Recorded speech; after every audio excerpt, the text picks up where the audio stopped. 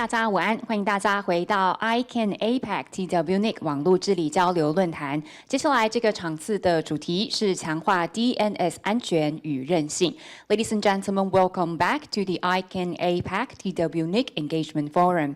Our next session is titled Strengthening DNS Security and Resilience. 这个场次呢，将从技术措施、政策发展以及跨域合作等面向来探讨如何提升 DNS 系统的安全与韧性，来因应不断演变的网络威胁。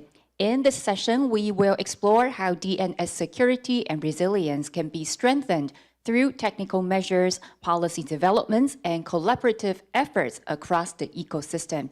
这个场次的主持人是可信通知者网络共同创办人及执行长关义斌先生。The moderator for this session is Mr. Alban Kwan, co-founder and CEO of the Trusted Notifier Network. 接下来就把时间交给这个场次的主持人。I will now give the floor to the moderator, Mr. Alban Kwan. All right, thank you. So the session title, Strengthening DNS Security and Resilience. I think when I received this title, I think it's, it could be really good, it could be really bad as well, because whenever you see a title that is broad like this, we can either go into talk about everything without any focus, or it could be really good because we can put everything together. So, so before I introduce my panelists, I would like to give a little bit of a framing to kind of describe what I hope we can achieve today. So when you think about resilience and security, I think normally we think about technical stuff, right? The cybersecurity, the resilience of a network and things like that. But if you think about internet security and resilience, if a particular internet user are afraid of using the internet itself, they don't trust the internet, that's not resilience and that's not security as well. So what we want to do today is that we want to go from the infrastructure side, but also talk about trust and how on the people side we can build the security and resilience from that point of view as well. So, and to do so, we also need to add the middle layer, which is the policy, the governance of it, to make sure that everything works together. Now, this is what we hope to do. I hope we can achieve that. But luckily, we have a really great panel with us today. So I'll briefly introduce the panel. The way that we're going to do it today would be a bit more interactive. So I won't go through each presentation, but I'll get Kenny to start the presentation to start off our discussion. Hopefully, throughout our discussion, I'll be able to bring in other panelists and their content as well. So let's see if we can achieve that. So let me give a brief intro. We have Kenny Huang, chairman of TWNIC and executive chairman of AP-TWNIC as well. And then we have online. Don't know whether we can see Charmaine online, but I'll introduce her if I see her. We have Shoko Nakai, Senior Incident Coordinator of Cybersecurity Coordination Group of JP Search, and also Rishi, Chief Commercial Officer of Clean DNS. Now I see Charmaine as well. Charmaine Lim, Manager of Contractual Compliance from ICANN. So thank you very much for all my panelists. Now let me start with Kenny first. Kenny, let me give you the time, and would you be able to kind of give us your perspective on resilience and security, and then we will talk about that.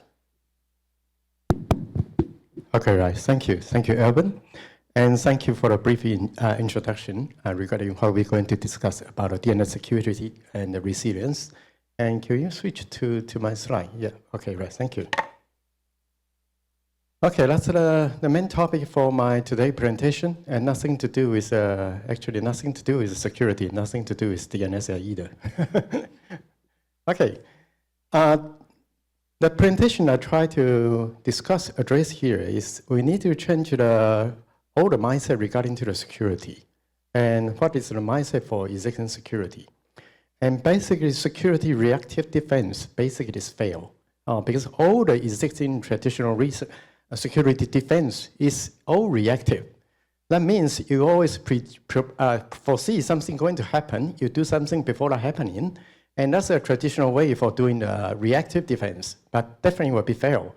It failed at least in 3 dimensions. The first dimension is because we don't consider physical security, because traditional software security or infrastructure security didn't consider physical security. So it's a good time to reconsider what would be the basic requirement for physical security. Then we all fail because of the second point, geopolitical conflict. You can see either in the Iran conflict, just few missiles, everything was gone, quickly gone. Even you put everything data in the cloud, you have cloud backup, everything is still gone. That means something wrong in the cloud. We don't actually try to audit what is operational procedure inside the cloud. So when things happen, it happened, nothing we can do. So that's a geopolitical tension and geopolitical conflict. The third dimension is the advance of the technology, especially driven by AI, because majority of the cyber attack nowadays is driven by AI. No matter what kind of cyber attack you try to address, even source attack or even the phishing and cyber attack, any kind of attack, actually majority driven by AI. So the traditional way of reactive defense didn't prepare for that kind of 3-dimensional protection. The other concept I try to redefine is what is the resilience. As Alban just mentioned, we probably need to redefine what is a resilience requirement. And normally you're talking about security, something to make sure it is secure enough. And security does cover 3 dimensions, confidentiality, integrity, and availability. But it's not covered to the legacy existing physical world. So we need to consider what happened in the physical world. So that's a paradigm shift metric I defined here. The first dimension is a primary domain. Usually consider security, only consider logical layer, software layer, how we define the redundancy from the software point of view, how to consider from auditing point of view. But when you switch to fabric defense, that's systematic resilience, you need to have full stack integration. That means you are not only consider logical layer, you need to consider physical layer and also the logical and the integration as well. And regarding to operational requirement, usually traditional way is a reactive patching, but basically we need to, in fabric defense, we need to consider proactive sovereignty. For example, traditional cybersecurity, you try to protect everything before your firewall. That's everything within your firewall. But in today's internet, you couldn't consider anything happen within your firewall. You need to consider anything outside your firewall, no matter what kind of security scenario I just mentioned, physical attack, or even geopolitical conflict, or even AI-driven attack. Everything happened before your firewall. So you need to change your defensive model from reactive defense to very proactive defense, and you need to identify what's your sovereignty. And also from a topology point of view, traditional architecture design was a hierarchical resilience. We have root, and we have TLD, CCTLD, GTLD, we have registrar, something like that. But we never consider horizontal autonomy. For example, we need to consider what is the basic requirement for example, vertical internet. The internet we discuss not only terrestrial cable internet, we need to consider anything under the seabed, or anything in the sky, or anything in the space. What would be the requirement in the space? What would be the requirement in the sky, actually happening quickly? What would be the requirement in the seabed, especially critical underwater seabed infrastructure? So the resilience operates as vertical integrated state, as I mentioned. From top would be the software, will be soft modules resilience, that including human consensus and trust. When we're talking about trust, the trust is not only considered from software point of view, and actually you also need to consider human security as well. So that's human consensus and trust. And DNS autonomy, of course, logical layer, that's what you're familiar with. And also digital sovereignty. Have you identified the digital sovereignty you experienced? what would be your DNS digital sovereignty? And we need to consider the data routing and data localization and data residence as well. And the last piece will be we hardly address kinetic resilience. That means we need to consider physical world versus cyber world. We should consider both should be integrated as a digital twin together. If you have physical attack, nothing can guarantee your cyberspace will be available. So we need to consider at least the 4 components. So infrastructure must survive during the kinetic disruption, especially very serious scale of disruption, such as war, such as very serious disruption. So for example, we need to deploy root server, Miro, and critical top-level domain facility in the deep underground. Because we never consider have a facility in the deep underground, and you can see what happened in the conflict of Iran. And you can see what happened in the conflict of like Russia. Actually, a lot of infrastructure was damaged because they put all the critical infrastructure up on top of the ground, it's not under the ground. So we need to consider the critical infrastructure should be buried under the ground, especially you need to identify how depth you're going to put your infrastructure is. And we just passed through some discussion. Some of the experts recommend 30 meter below the ground. And some of the experts consider should be 2 meters below the ground. And you just pick up whatever you feel available, if your budget allowed it. Okay, so when the backbone fiber is damaged, even the stronger encryption cannot resolve an address. So you need to consider critical infrastructure should be buried under the ground. And also, we also need to consider your DNS, your critical server, or your external facing service. Actually, you didn't control the routing path. That was something very, very wrong because we just rely on your upstream provider to forward a packet for you, and that causes supply chain vulnerability. How can you trust your upstream supplier? Even the upstream supplier cannot trust themselves. So can you control the routing path by yourself? At least they will need to have a general understanding about how your packet going to route somewhere in different location, different state, different region, how you're going to control the route. But for application layer provider, and basically initially they don't care about the routing path. They consider routings belong to telecommunication regime. It's nothing to do with the application. But when you examine all the big tech company, they control all the routing nowadays. From Meta, from Google, from AWS, they control all the routing. The routing not only in the internet TCP/IP routing, the routing even including the physical routing, sea cable, and satellite paths as well. So you need to make sure you have control to all the packets you deliver. Make sure everything was under your control. You can outsource to your third-party supplier, but how you define the quality requirement, how can you have a redundancy supplier to make sure if anything goes wrong, you can switch to the other supplier. So besides, we also need to deploy signed geofit based on the RFC 8805 to achieve the true digital sovereignty. For example, when you try to get an attack from any particular IP address, how can you identify where it's come from? Actually, a lot of IP address was from different VPN provider, and how can you identify where it come from? So we need to, based on the RFC requirement, you need to identify to deploy the geofeed information. Of course, we can also to third-party commercial service provider, but one thing we probably didn't know is all the commercial available service provider nowadays provide geo information. It's all based on the information from geofeed as the first layer of data. So to be the first layer of data provider, we need to make sure either our domain name or IP address, we do have a relatively accurate geofeed, geo information location registered under the WHOIS, and to have standard format to diverse that kind of data to make sure that kind of data can transmit to the application user. So that make sure the commercial service provider can use the correct data to build the service on top of that.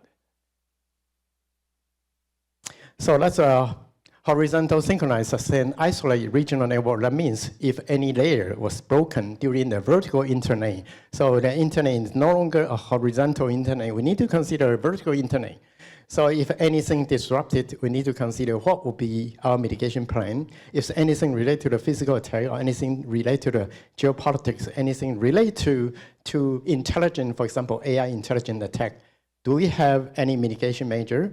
For example, if anything happened during the, for example, like a wartime, if Iran conflict, what will be your vulnerability index for any individual submarine cable? You should have that kind of index. So no matter what happened in Russia, what happened in China, what happened in somewhere else, you should have infrastructure corresponding to that indicator as well. Okay, last piece of the internet. Actually, internet, we say internet is a highly distributed computing system, but actually it is not. It's super centralized system.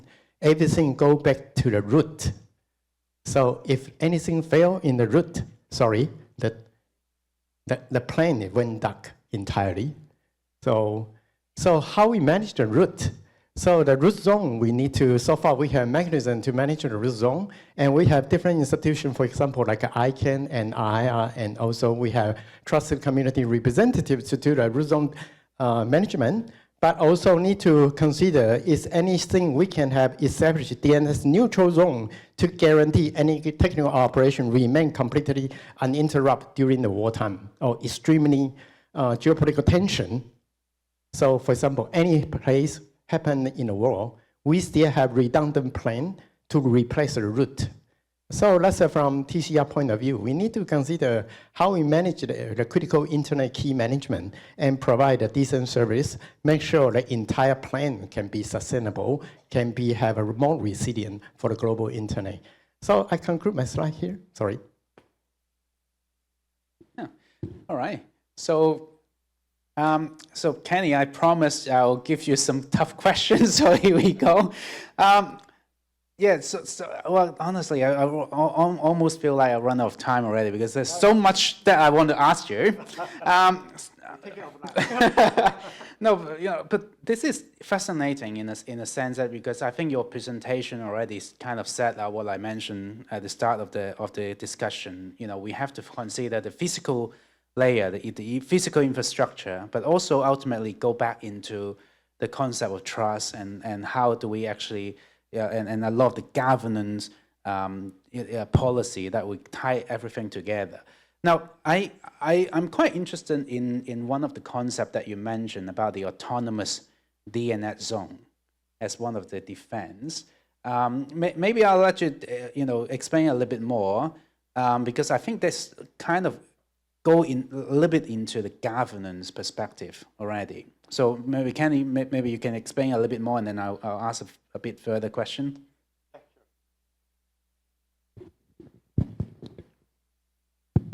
Actually, I just raised a question. I didn't propose a solution. So regarding to autonomous DNS zone, actually, so far, as I mentioned, all the global system was designed by plan. And because we do based on the reactive defense and to do the mitigation plan, and nothing will be based on the intelligence. But right now, we are stepping into the highly integration of the artificial intelligence. Majority of the system basically run by artificial intelligence.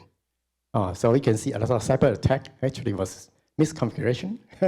So from this point of view, I didn't try to encourage for automation for the DNS, but all the information system designed for today is for human intervention. But we haven't designed a system that could have more autonomy zone for DNS operation. For example, how we do the DNS zone management or critical root zone management. The root zone management, everything was predefined. What's the location of a root zone, and what will be the TCR procedure, what will be the key management procedure, everything was predefined. But is that good enough? If we only have consider one Earth, probably it's good enough. But if you consider the one Earth, probably cannot serve the entire plane, for example, the deep sea.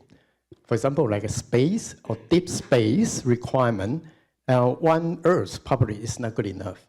So we need to consider it from more broad perspective, can we allow to have autonomous DNS zone to allow them to have more flexibility to shift from one predefined pre-registration location to different location, and based on the requirement of resolution, for example, what's the purpose of DNS? It's response resolution for IP address. As long as that kind of service can be sustained, actually, we should separate logic layer and how we respond to the solution layer should be separate, and make sure you don't need to care about where will be the DNS. The DNS should be quite dynamic, and try to respond to any query to get IP address or whatever from DNS. Okay, so how does it actually sit with the digital sovereignty concept that you mentioned? Probably another 30 minutes, I will recommend we pass to the other panelists. We leave some rest of time to address any high issue here. Well, okay. Did you just skip the question? All right, that's fine. Yeah, no, but I'm thinking of the reason why I raise this is because it's linked somewhat to the governance issue about abuse and the trust layer as well. So, I imagine a situation whereby we have to go a long way to protect the resilience of the internet against extreme situation that you mentioned, right? It could result also in a structure of the internet that each country have to maintain its internet as well, and that isn't that a fragmentation in a sense? All the existing, the entire information system in the plan was designed based on peacetime situation, no matter how redundant you claim to be. It's based on peacetime requirement. We haven't considered what would be happen in the world, for example, third world. We haven't considered the requirement. And when we consider requirement of world, well, that requirement will be changed for the entire information system. Yes, definitely will be changed. Not only in the world, but when you consider not only in the world, and for example, when you consider physical attack, it could be attacked by third party, could be attacked by bad actor, and could be attacked by a state-sponsored bad actor as well. And have you considered all your entire infrastructure can be sustained within a very intensive physical attack? And also, have you considered your existing infrastructure can be sustained in the attack under the artificial intelligence? Because we don't have that kind of technology before. Not to mention some outside artificial intelligence attack. Even right nowadays, all the cyber incidents actually were caused by configuration error caused by artificial intelligence. You can see what happened in the Google management. You can see what happened in the Akamai. You can see what happened in Cloudflare that could cause a serious problem in the entire world. And who attacked the infrastructure? Nobody. The incident was caused by their internal artificial intelligence management system. Nobody tried to attack them. So we need to revisit, are we really prepared for hand over the entire global information system to artificial intelligence? Once we hand over the power to them, can we take the power back by our limited capacity? Obviously, we don't have that capacity. Once the AI take over, we don't have the capacity to take it back.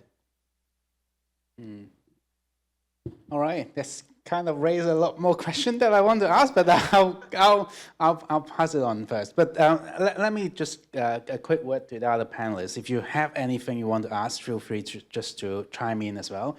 Now, maybe I'll bring in Charmaine for the moment. So. What Kenny mentioned, I think it's going a little bit more into the governance world. There's a lot of questions that we need to think through, especially in an unstable world. If we are to maintain resilience and security, and then we have to balance a lot of the liberty and the needs. How do we actually govern everything? So the other aspect of security would certainly be, how trustworthy internet is, and how are people confident in using it. So Charmaine, maybe you can share with us some of the policy and governance that ICANN has done. so much, Alvin. Could we please pull up my slides?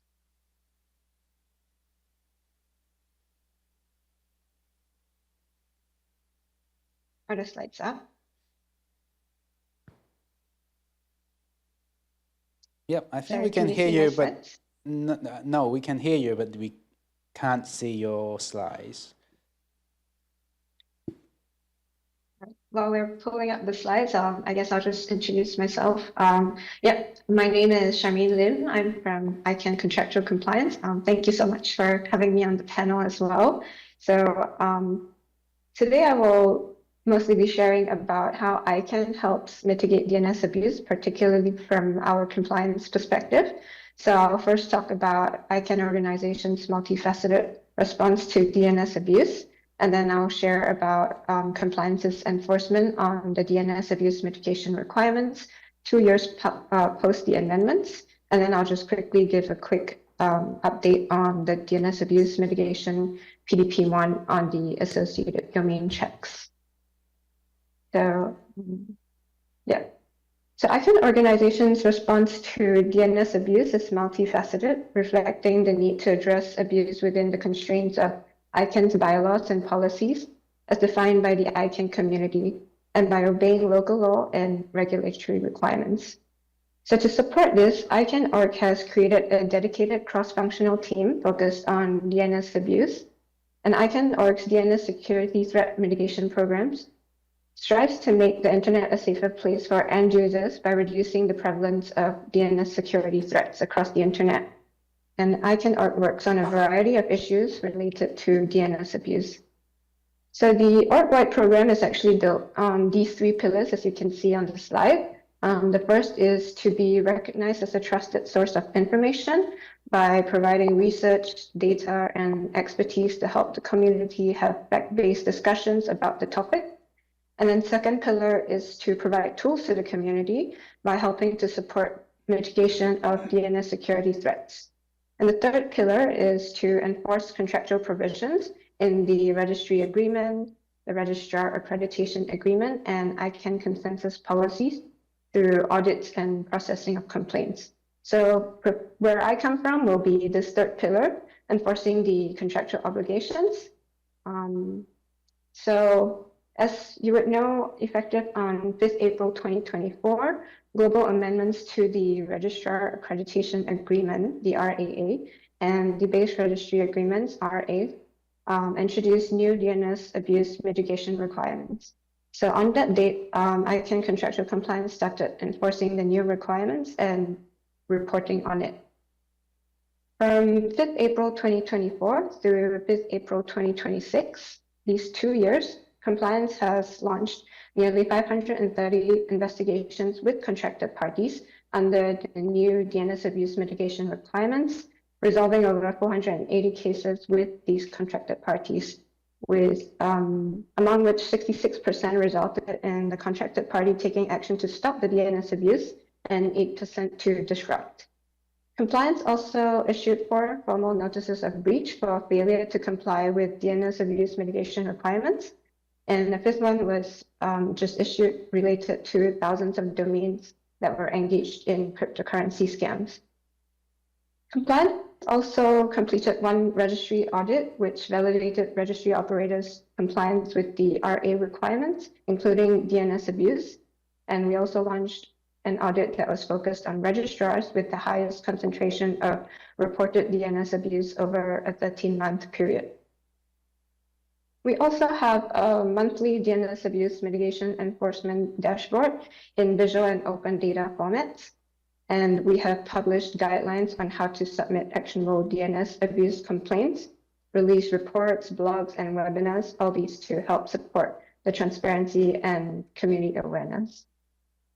So overall, in these 2 years post the amendments, compliance investigations have directly led to the mitigation of over 25,000 abusive domain names, with hundreds of thousands more being addressed through processes that the contracted parties implemented as a result of these investigations. So one important thing to point out is that this does not actually take into account all the actions that the contracted parties themselves take to comply with the requirements and to address abused without ICANN actually ever contacting them. So compliance doesn't actually see the full volume of DNS abuse reports that are handled directly by the registrars and the registry operators themselves. And we only have the visibility over the matters that are addressed in compliance cases. So as you can see, compliance enforces the DNS abuse mitigation obligations through the processing of complaints and regular audits. But currently, we are also developing a new proactive enforcement framework, which aims to strengthen ICANN's enforcement of the requirements in the RAA and RAs. So this new framework seeks to identify potential non-compliance with DNS abuse mitigation obligations that may not surface through complaints or audits, thereby complementing our existing complaint-driven and audit-based processes. So lastly, I will just briefly talk about the DNS abuse mitigation PDP. On 11th December 2025, the GNSO Council initiated 2 PDPs, one on associated domain checks, which is PDP-1, and then the other on safeguards for application programming interface access to new customers, which is PDP-2. So PDP-1 has actually already kicked off. The charter was adopted in January 2026, and it kicked off at ICANN 85. So far, I think good progress has been made, and there were initial discussions on half of its charter questions that have already concluded. And just on the slide here, there's timeline milestones for the rest of the PDP-1. So yeah, I will just conclude by saying that the DNS ecosystem involves multiple types of actors. I think as we can see on the panel itself, there are many different facets to combating DNS abuse. So some of these are within ICANN's scope and some are outside of it. ICANN works to its fullest extent of its authority to help combat DNS abuse through policy development and enforcement. However, not all the issues fall within ICANN's remit. Yeah, so that's about it for me. Over to you, Alvin, if you have any questions or discussion. Thank you, Charmaine. Well, actually, I want to point a question to Rishi about what you just present. So Rishi, I want, because clean DNS is in this abuse mitigation area, I wonder what you see is the impact of the ICANN compliance policy since it's kind of launched. Do you see what's the positive or what's the negative? How do you see that? Thank you, Alban, and thank you to the other panelists, and very quickly to the organizers and to the sponsors at ICANN and Joyfan's team at TWNIC. Thank you for the invite. I think ICANN has a very important role to play in terms of identifying abuse and mitigating abuse and holding those to account in different forms when that abuse is identified. And through the processes that ICANN is putting in place, and of course Charmaine's mentioned the PDP, this can only get us to a better state of being able to mitigate the abuse that is increasing online in all of its forms. So, you know, Kenny has spoken about the different aspects of resilience and security, and this involves ICANN and, as Charmaine has pointed out, many other organizations, both at a private level, a public level, and governmental organizational level. All of these actors have to work in concert to agree that there are frameworks that need to be put in place, as Kenny has mentioned, to solve the future topics that are no doubt going to arise for us to resolve, especially with AI. And we see that within the domain name space. We see how threats are increasing in number, increasing in scope and complexity, and are becoming harder for us to differentiate and resolve, because as soon as they are taken down, they can be spun up very quickly again in different locations using different domain names. So ICANN's role in this, as Charmaine has said, and to your point, Alban, have a very important role to play. I think that role is evolving, and it is one that involves many stakeholders, of whom clean DNS is one part, and there are others out there as well.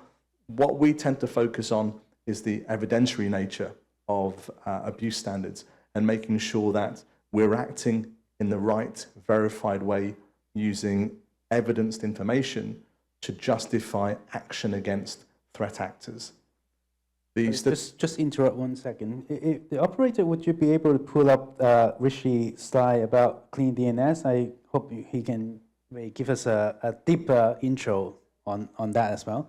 Yeah, absolutely, love to.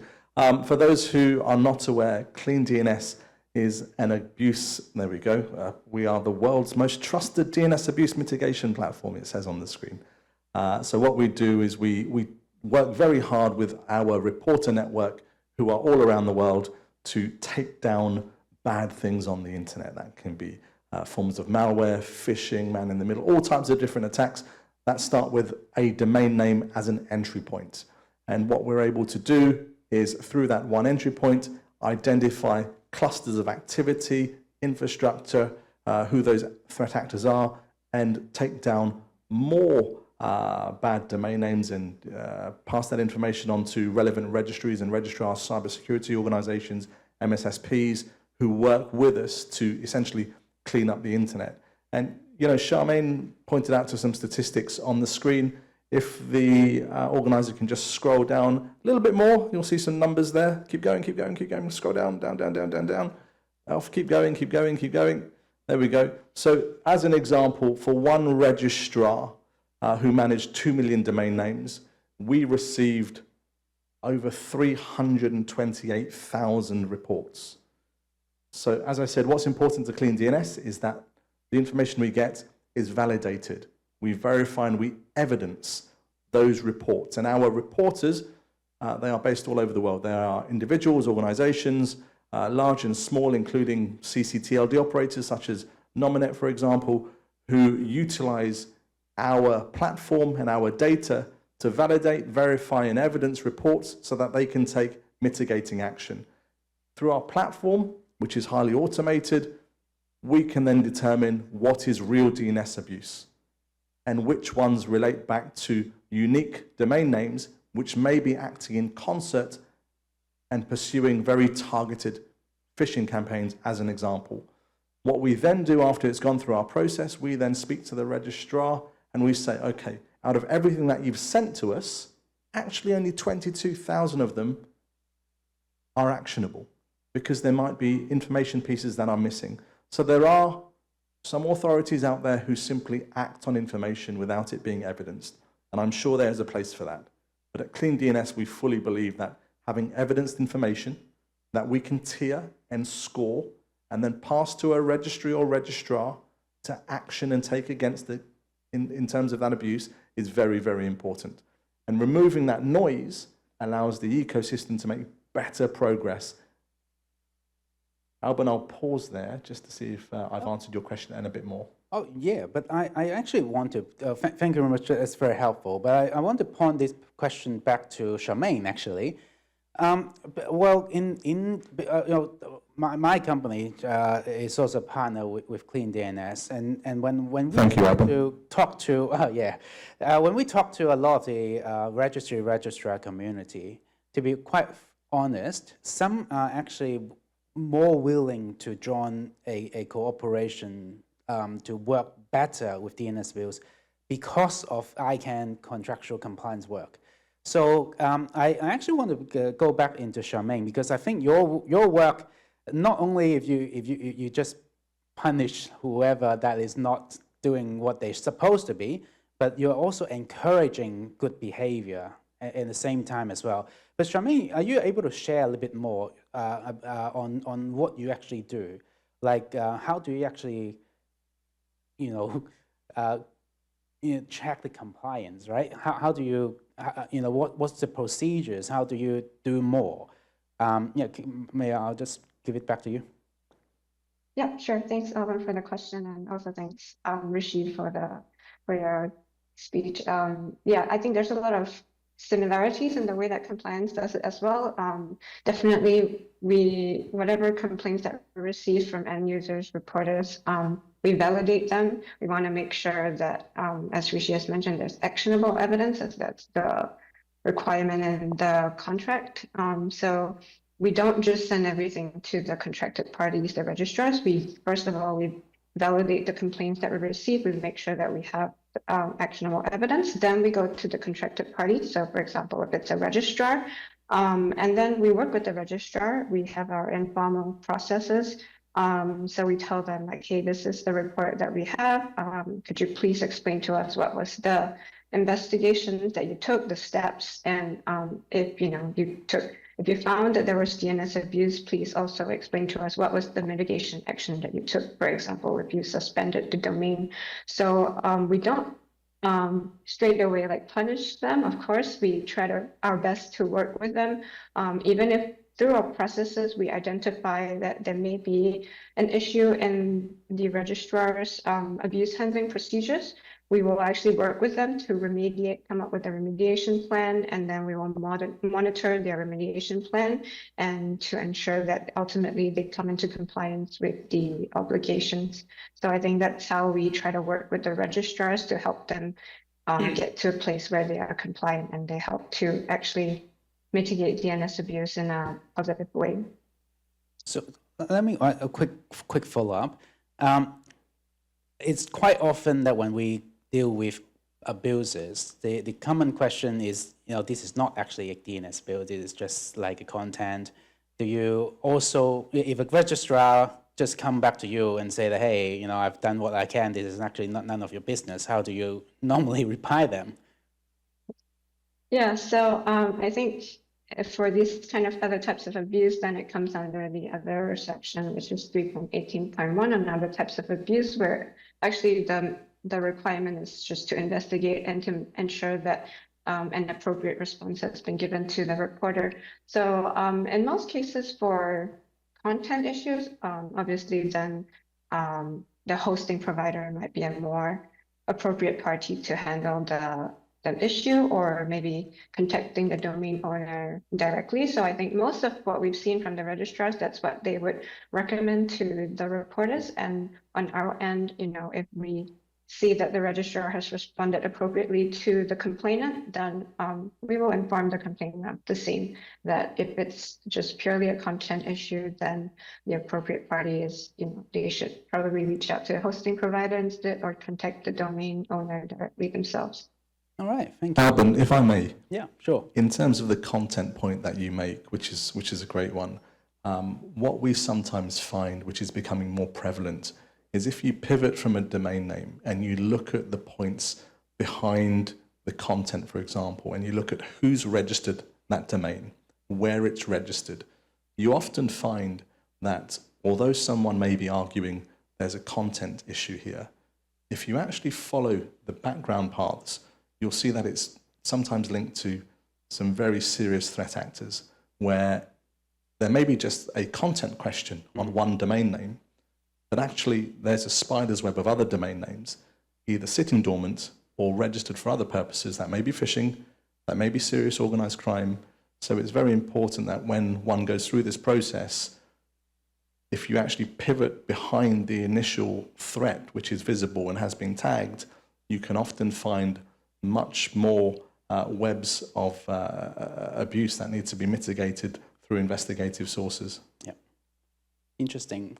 Now, yeah. Good. So just to add on, sorry, may I just add on to Of that course. as well? I think, yeah, Rishi made a really good point, and I think we also do see that in the complaints that we receive. Some of the reporters, they do also allege that the domain is involved in phishing, not just content issues. So definitely in those cases, if we are able to validate that, we do want to see from the registrar that they did actually investigate on that phishing allegation as well, just to make sure that we covered that issue as well, not just purely content and pushing it to the hosting provider.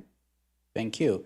Now, let me bring Soko into the conversation. So ICANN policy only governs GTLD, and it doesn't cover CCTLD. From Japan, certainly you see a lot more regional and country level problems. Maybe you can share your experience with us, what you observe in Japan.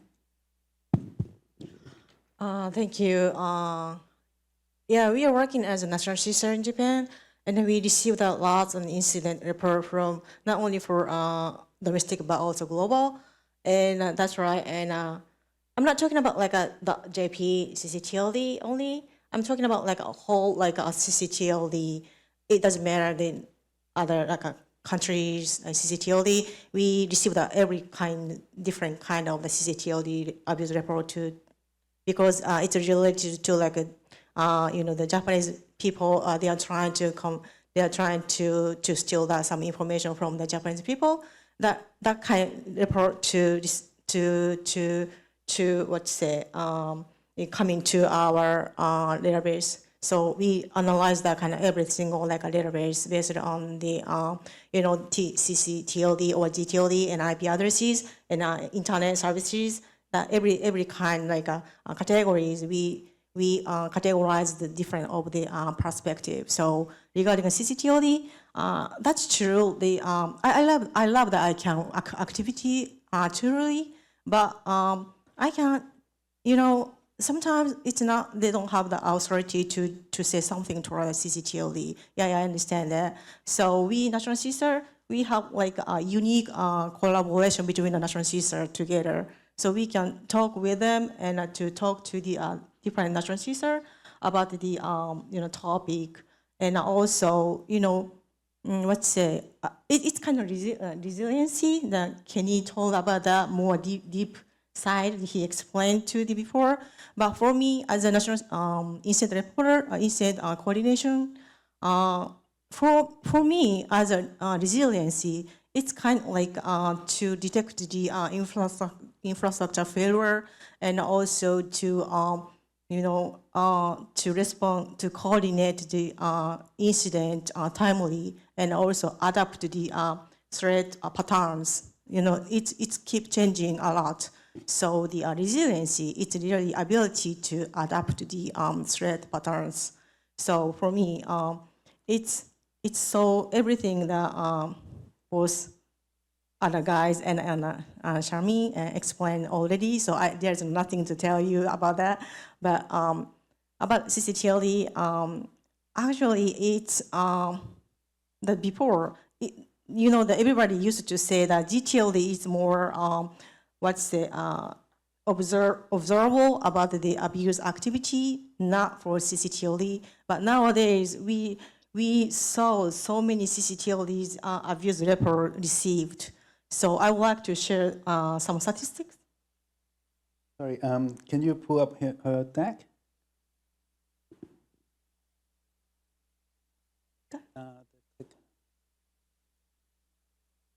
Thank you.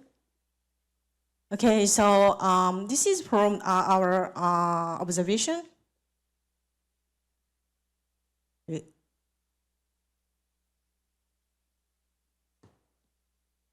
Maybe next slide first. Okay. Oh. Okay, thanks. Oh, so this is I'm sorry. This is ICANN advisory.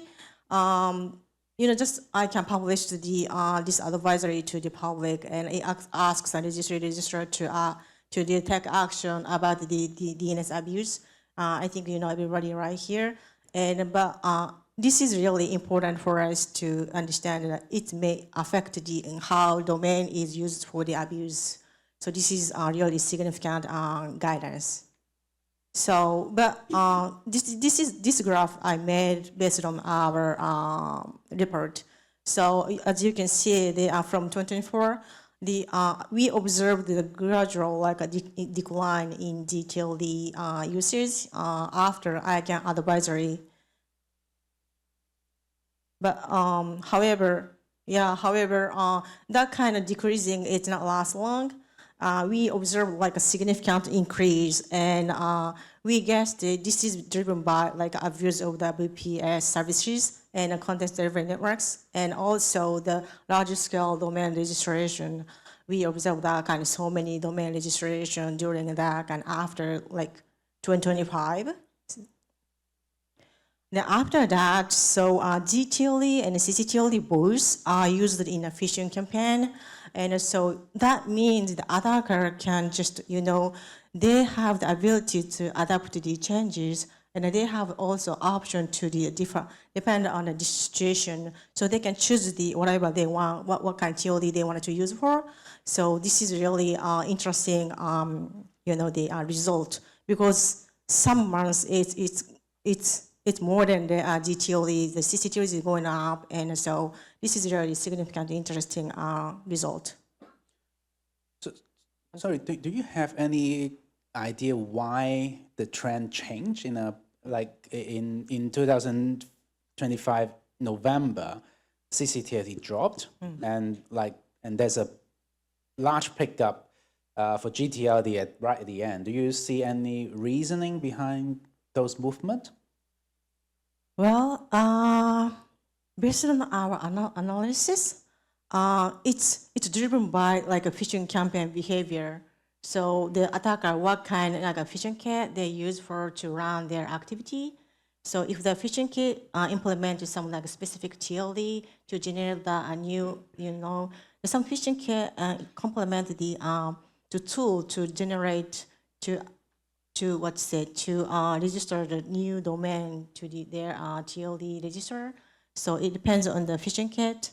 So during that period, some specific like phishing kit was running very globally, not only for Japan but also the global.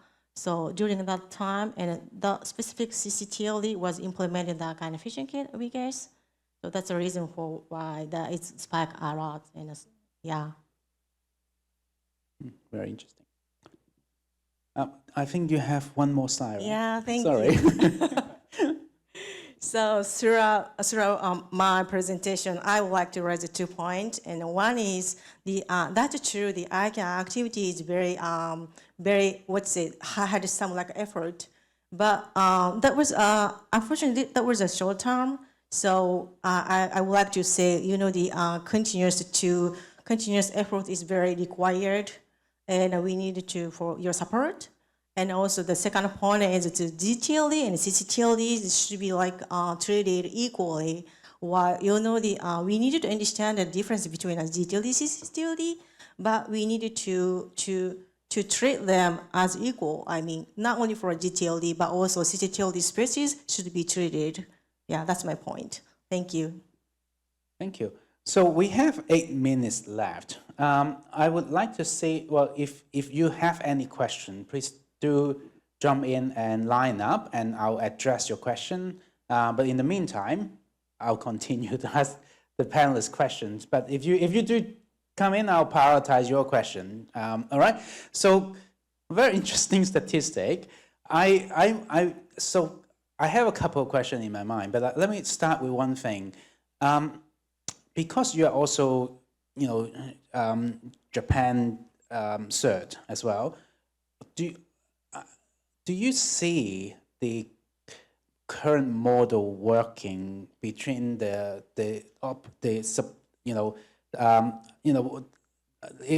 me just clarify what I mean by working is is JP Cert able to resolve most of the problem in Japan, or do you see the problem in Japan predominantly require an international cooperation, and how does that actually work out for you?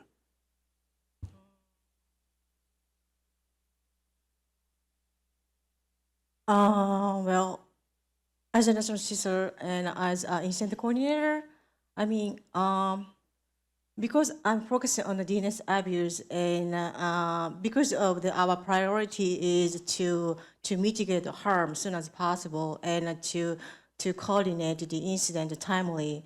In that case, the collaborate with based on the global is very vital in order to achieve our priority. So we don't have I think for me to explain what current statistics, what we observed, and to share each of you, and to let them understand the current threat, current threat landscape nowadays, because it's there. For me, I feel like a little bit different gap between how resiliency should be implemented, and the current threat landscape, it's a little bit, I feel like a difference gap between them. And also, I don't think they distinguish between like the resiliency and the current landscape. It's not really important more than the impact. So we need to focus on that. And so, but as I said that, but distinction between like it's very more. It's still like valuable to think about the future about like strengthening the abuse processes versus like improve the system like robustness. So DNS abuse is kind of one part of my like the dream. Okay, but Rishi, in your perspective, do you see similar trend from Clean DNS as what Shoko shared? Collaboration across DNS abuse mitigation is crucial. Going all the way back to our discussion where Kenny mentioned, resilience and security from a physical perspective, understanding subsea cable, overland objectives, and space initiatives all need to work together in order to solve those problems. And in the same way, if we look at domain name abuse, I think certs, registry operators, registrars, reporters, having the benefit of that information in a more collaborative fashion will allow for better decision making, identification of threat actors in a more proactive and measurable way, and therefore we can look at a cleaner internet space over a longer term, because it is ultimately a game of cat and mouse. We aim to clean up the problems that bad actors put on, the internet, utilizing the DNS. So there's a constant battle, push and pulls as to what we can advance from an infrastructure perspective, but also from a software perspective.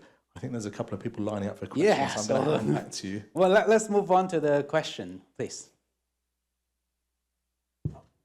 This is Shuan of PGC. Actually, my question came to my mind after the Kenny's presentation that hiding DNS infrastructure underground. So even if I do root server put underground, if due to political reason or war or natural calamities, submarine cable goes down, how a country's local internet can work without having connectivity, even though my root DNS mirror is underground? Is there any solution to that? Not only the key facility should be underground, but the key infrastructure, key pipeline also need to be underground, even electricity. Otherwise, without electricity, without the fiber underground, you go in nowhere. So what I mean is some key facility, we still need to identify that will be potential coverage, and identify key facility should be underground. I didn't say anything, just key facility should be underground. Just a thought that all the DNS gurus are here, like when a country's government actually shut down the internet transit point, then powered, nothing works actually. But the local internet can still work if we can just have an option to have this sort of centralized DNS system, something local that's served for the country only. So is there any thought on that, or? Actually, I'm talking about one piece, very small piece of the construction of the element. Actually, for example, like a root system. Actually, all the root system, the centralized root system is underground. So I wrote an article in the Circle IDC. The key facility should be bunkerized. Everything should be in a bunker. So make sure that will have physical protection for the key facility. But the second question would be, what would be the key facility? Because right now we only have a 0.1% key facility was underground in the entire internet. Can we move to 1% of the key facility underground? That's somewhere we need to push. But of course, definitely will be not 95% of the key facility underground, because people got to pay for the protection. Current geopolitical topics are forcing ahead this question to be discussed at national level. There are data sovereign requirements now, especially from European countries, that are discussing the availability needs and the security needs of having everything based within their borders. Of course, I think as your question alludes to, that will allow for resolution within country, but up to a point of data being cached more widely through the internet space. There will come a point where if you cannot search or run queries outside of your geography, the level of information you can access as a society will drastically change and reduce. So I think there is a good point to be made about having something locally that can allow utility, healthcare, banking, and so on to continue to operate for societal benefit in cases of global geopolitical scenarios, which I believe is what you're, yeah, great. So just conscious of time, Kenny, I think you have some quick response. Okay, quick and response. we'll And just one point. Basically, what we propose is not a solution because there's no solution at all because the entire internet is quite vulnerable. What we propose is try to mitigate the vulnerability. One internet has a billion of vulnerability. We try to mitigate some of the vulnerability only. Okay, right. Hi, Dave Phelan from APNIC. I come from the numbers side of this problem. I've got a question for Charmaine if she's still there. How many people are actually doing the compliance or in the compliance team at ICANN, like checking all this stuff? It's a big job. Just based on the numbers that Charmaine shared, this is a big job. How many people at ICANN are actually doing it? Is Charmaine still there? Yeah. All right, cool. Yeah, I'm still here. Thank you. And thank you. Yes, indeed. We do see a lot of huge volumes of complaints on abuse and DNS abuse. So thank you for bringing this up because I would like to share that actually our compliance team is actually really small. There is 21 of us here, actually 20 that are doing compliance. And for the abuse team itself, we have about 15 of us. So that is 15 of us trying to handle and tackle all these thousands of complaints that we have every day. And sometimes people don't know that we are such a small team. So they think like, hey, I submitted my complaint today. Why isn't it like, addressed like this? And yeah, they think that we work, we have such a huge group of people working, but actually it's 15 of us. So Needs more we're doing funding. our best. We're doing our best. Thank you. All right, I think that's the conclusion. ICANN compliance team need more people, and Dave needs more people as well. All right, thank you very much. I think that's conclude our session. I hope you enjoyed the discussion. I think there's a lot of questions that we have not asked, and hopefully next year we got to do this again. All right, thank you very much, and thank you very much for the panel for joining us. Thank you very much for this wonderful panel. May I invite all the panelists and the moderator to have a group photo together to wrap up this session. So please stand up and stand a little bit closer towards the middle. And for Charmaine, who is joining us online, simply look into the camera with a big smile. We will have a hybrid group photo here on site. All right, 3, 2, 1, a big smile. One more photo. 再次谢谢我们这个场次主持人还有语坛人带来精彩的分享。那我们再次掌声谢谢我们的语坛长者还有主持人。Thank you very much once again for this wonderful panel. Please return to your seats.